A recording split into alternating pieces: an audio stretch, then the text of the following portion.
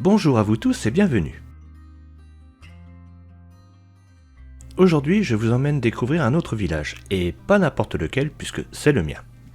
Soyez les bienvenus à Céry-Magneval. Céry compte 264 habitants sans gentilé et se trouve sur la D116 entre Crépy-en-Valois et Béthisy. Il est situé dans la vallée de la Sainte-Marie, petite rivière qui prend sa source à Auger-Saint-Vincent. Le village est à 1 km seulement de Glaigne. Ces deux villages d'ailleurs partagent de nombreux liens et ont quelques points communs comme nous le verrons plus tard. Tout comme Russy-Bémont, Céry-Magneval est le regroupement de deux localités, Céry et Magneval. Louis Grave nous dit dans son précis statistique que Céry s'appelait vers 1836 Céry-en-Valois. Mais dans les registres que j'ai consultés, il a toujours été question, et ce même au XVIIIe siècle, de Céry-Magneval. Avant cela, Céry s'appelait Cériacum en 1248, Cériacum avec un I en 1257, Céry avec un I, Céry avec un C et peut-être Céry-en-Valois. Magneval était appelé Ménevalis en 1201, Moineval, Manival et Maigneval. Céry était un des fiefs principaux relevant du château de Crépy. Thibaut dit de Céry en était seigneur au XIVe siècle par son mariage avec Marie de V. Il mourut en 1337 et fut inhumé à V. Sous Gérard le Borgne, son successeur, le château de Céry, qui était vaste et fortifié, fut ruiné par la jacquerie en 1358. Jean le Fusilier, que je mentionnais déjà pour le village de Néry, chanoine et chantre de Saint-Thomas de Crépy, l'un des officiers du duc d'Orléans, eut ensuite cette terre que ses descendants conservèrent intacte jusqu'au commencement du XVIe siècle. Elle fut alors partagée entre les 5 filles de Guillaume le Fusilier, mort sans héritier mâle. En 1562, Jean Sérou de Compiègne et Antoine Thibaut de Varenval avaient réuni en 2 parts les dépendances de l'ancienne seigneurie. La part de Sérou vint par alliance à Henri de Charmolue, auquel Henri IV accorda au mois de janvier 1591 des lettres de noblesse avec la charge de lieutenant général du bailliage de Noyon en récompense de ses services. L'autre moitié fut conservée par les descendants du sieur Varenval. Charles Thibaut, lieutenant particulier au bailliage de Crépy, en était seigneur en 1627. Elle fut vendue en 1708 à Charles Néret, receveur des tailles à Crépy. Céry fut acquis à la fin du XVIIIe par M. de la Honte moyennant 500 000 francs, environ 1 635 000 €. Le château, rebâti après la jacquerie, puis tombé en ruine, fut reconstruit dans le goût moderne vers 1752. Par la suite, le château est devenu la propriété de la famille Berthier de Sauvigny. Allons découvrir l'église Saint-Pierre et Saint-Michel. L'église, bâtie à flanc de coteau sur le versant oriental de la vallée, surplombe la D116 et offre une vue majestueuse, surtout depuis sa complète réfection terminée depuis peu. La fondation de la paroisse reste inconnue, mais une église romane précède l'église actuelle. Au XIIe siècle, le portail occidental est refait dans un style gothique tout en restant en plein cintre. Au premier quart du XIIIe, les parties orientales de l'église romane sont remplacées par un transept et un chœur gothique.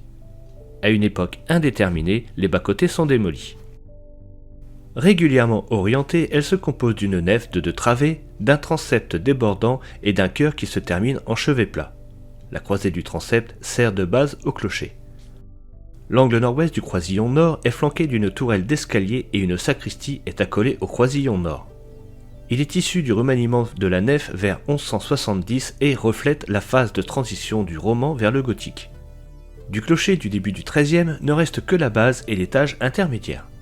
Il est seulement ajouré de 2 petites ouvertures rectangulaires pour la base et de 2 fenêtres jumelles à l'étage du beffroi, toutes au nord et au sud. Les côtés est et ouest, eux, sont aveugles. À l'intérieur, la nef, grâce à ses 4 hautes fenêtres, est assez lumineuse. La fenêtre en haut du portail et les grandes arcades de l'ancien bas-côté nord témoignent de la nef romane qui existait au début du XIIe. Au sud, les arcades sont en arc brisé, ce qui pourrait faire penser à 2 périodes de construction différentes pour les bas-côtés ou un remaniement de ces dernières. La date de 1655 est notée sur une pierre et indique certainement l'année de condamnation des bas-côtés, du moins pour ce côté-là.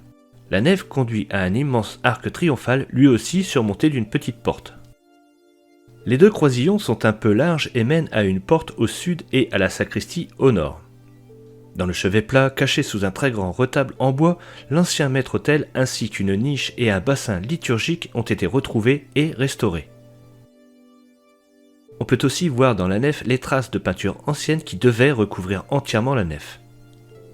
L'église ne possède qu'un seul élément classé au monument historique à titre objet, une piéta ou Vierge de Pitié qui se trouve au musée de l'Archerie de Crépy-en-Valois.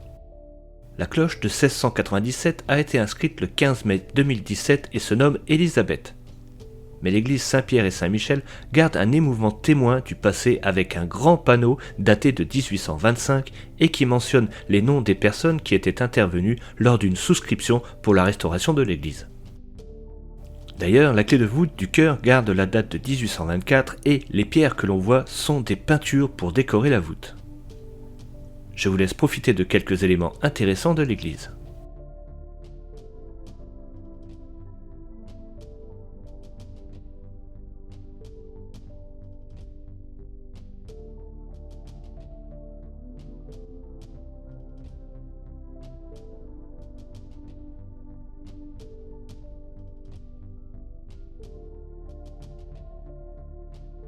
Je ne peux partir de l'église Saint-Pierre et Saint-Michel sans vous parler des petites curiosités de son extérieur. Une statue de Saint Jean-Baptiste est incrustée dans l'une des arcades murées de l'ancien bas-côté sud. Personne n'en connaît la raison. Peut-être était-elle devenue trop lourde à déplacer, comme nous l'avons déjà vu à Orwy.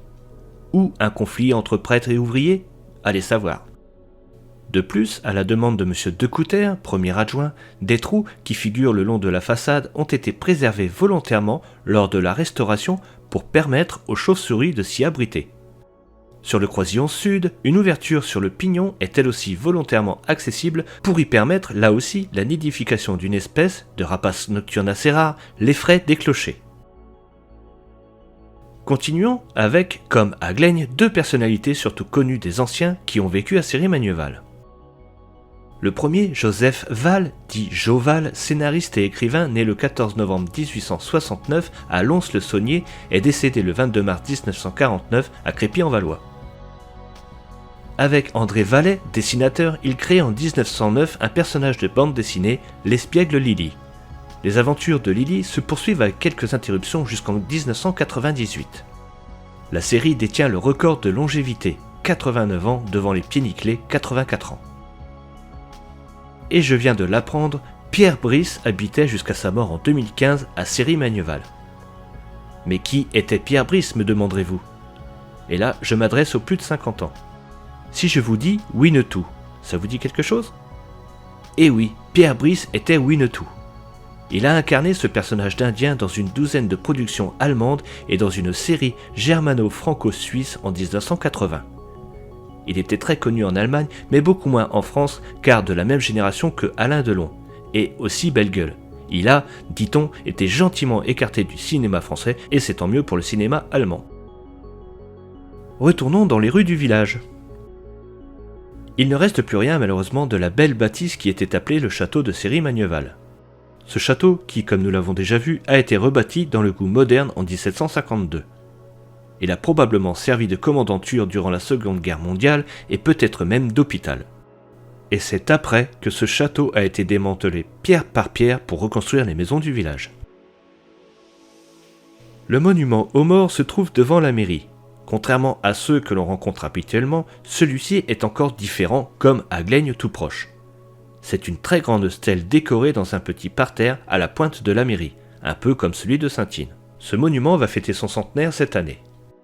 Et Céry a un autre point commun avec Glaigne. Sur un chemin à l'ouest se trouve un pilier seul posé là en bordure du chemin. Il semblerait que c'était le pilier d'une entrée de la ferme de l'ancien château. Et non loin de là se trouve une des 3 glacières de Céry-Magneval. Oui, des glacières. Construction en briques ou en pierre, enterrées servant autrefois à entreposer au frais toutes sortes de denrées périssables. De plus, il y a les restes d'un ancien four à chaux en haut de la rue de la Montagne Chauffour. Le bas de cette même rue est traversé par la ligne de chemin de fer Ormois-Villers-Bove, où se trouvait jadis une maison de garde-barrière. Il y a 2 calvaires sur le territoire de Céry-Magneval, un qui se trouve dans le cimetière et un autre sur le plateau au nord. Il y a 2 lavoirs, un sur la Sainte-Marie, la rivière qui traverse aussi Glaigne, et un autre auquel ne restent que les pierres à laver et que j'ai découvert en préparant cette vidéo, comme quoi on ne connaît pas toujours son village.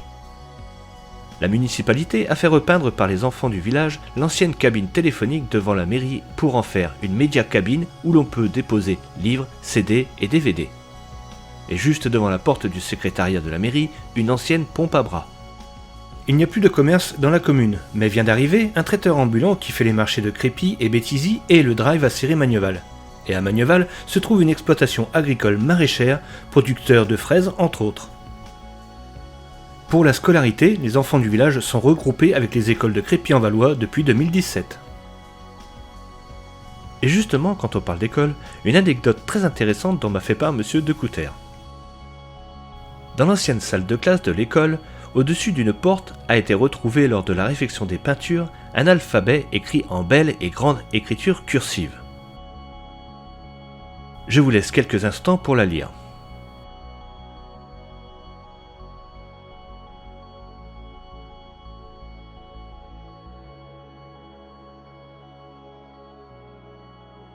Ça y est ?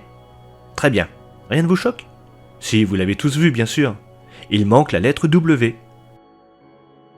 Et pour cause, cette lettre, bien sûr ancienne, n'est apparue dans les dictionnaires français que en 1948 pour le petit Larousse et en 1964 pour le grand Robert. Et à ceux qui pourraient demander « Mais alors comment disait-on wagon avant ?» Eh bien je répondrai ce que m'a répondu monsieur le maire. Eh bien on les appelait voitures. D'ailleurs, le chef de gare ne disait-il pas « en voiture » et non « en wagon ». Avant de quitter Céry-Magneval, il y a deux choses dont j'ai complètement oublié de parler. La première concerne le jumelage avec la ville de Athboy en Irlande. C'est en fait l'association Auton Village qui regroupe 9 communes qui est concernée. Athboy est ainsi jumelé avec Céry-Magneval, Glaigne, Orrouy, Béthencourt-en-Valois, Gilaucourt, Fresnoy-la-Rivière, Morienval, Feigneux et Russy-Bémont.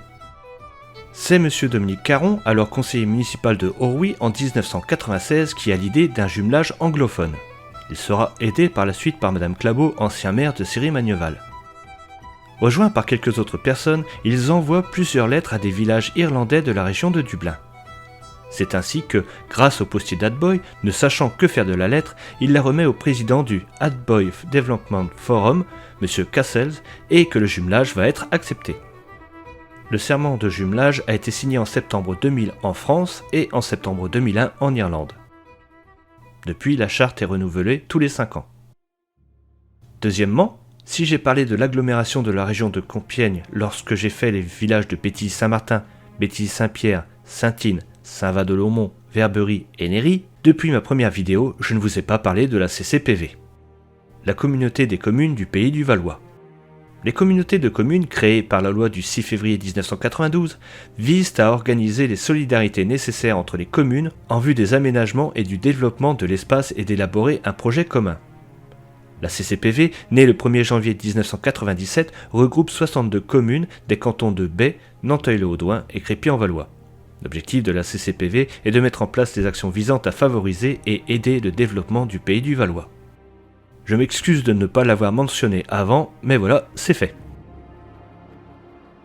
Pour finir, je voulais vous dire que la photo du château de Céry-Magneval est encadrée et orne un mur du bureau de ma maison de Céry-Magneval, et je suis heureux de vous avoir fait découvrir l'histoire, les rues et les habitants de ce village. Et oui, il y a une faute d'orthographe, il y a un R à la place du V, mais c'est bien Céry-Magneval et c'est mon village. C'est ainsi que se termine la découverte de ce petit village caché dans la vallée de la Sainte-Marie, entre Crépy et Béthisy.